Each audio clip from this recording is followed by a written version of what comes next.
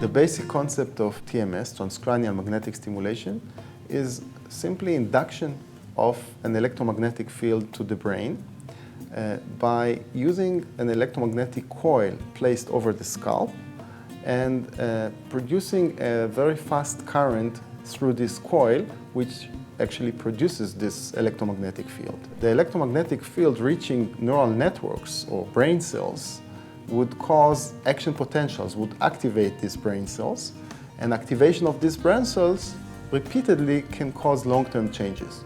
What happens with a single pulse, with just one pulse of such electromagnetic field, would be activation of a network for a very short period. If we place such coil over the motor cortex, areas in the brain that control movement, then this single pulse can cause activation of your hand simply by activating these neurons that leads to the muscles of your hand. So a single pulse would cause involuntarily a movement of your hand. Okay, this is just a demonstration of what happens with a single pulse. When you repeatedly induce such pulses to neural networks, you can change the connectivity between the cells in the brain and actually change the whole activity of the network. With deep TMS, we use unique shapes of electromagnetic coils that allow penetration into much deeper brain areas.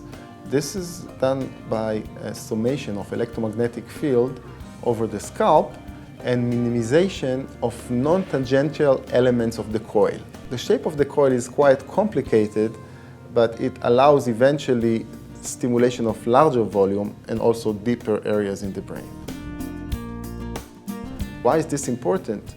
The main issue is that when you want to affect different brain diseases, you want to change the connectivity or change the neural network in the relevant areas of the brain that are associated with the pathological condition.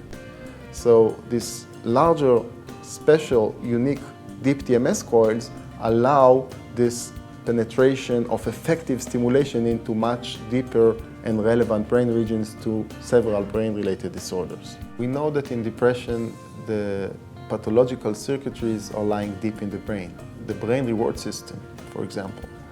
And therefore, we would like to affect this type of neural networks in the brain. We could reach such networks even with stimulation of superficial regions just by the connectivity between the more superficial regions to these deeper regions. But direct stimulation of the network is more likely to induce a long-lasting and robust change. This is what we actually see in our results when we stimulate these areas with the unique coil that we developed for treating depressive disorders. The rate of remission and response of patients who did not respond to previous treatments, to pharmacological interventions, or suffered from side effects that they could not tolerate are very high. The remission rates are high, the response rates are very high, and I think that this ability to modulate the relevant neural networks and not change the whole neurochemical activity of the body with pharmacological intervention is a very big advantage. We have less side effects and greater efficacy by targeting specifically in the brain the neural networks that are actually in a pathological condition. The future of the field, and we are already doing research in this direction, is to stimulate and monitor the changes in the brain during the stimulation and after the stimulation. So I think that the future of the field is going to be, like in many other fields in medicine, individualized medicine, finding the correct stimulation patterns for the specific patient. I feel proud that our extensive work during the past 15 years brought real change to many people's life, and in several cases we know that it really made a revolution in their life.